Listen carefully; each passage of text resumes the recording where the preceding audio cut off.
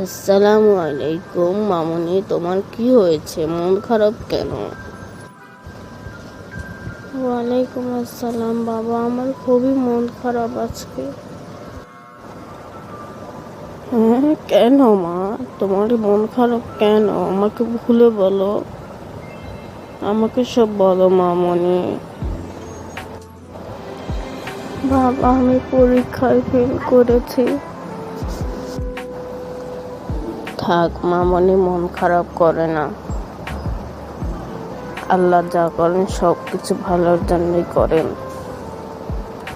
এটাই আমাদের সবসময় বিশ্বাস করতে হবে। মন খারাপ করো না প্রিয়া, মামনি আমার। এখন থেকে মনোযোগ সহকারে লেখাপড়া করবে, ইনশাআল্লাহ ভালো রেজাল্ট আসবে।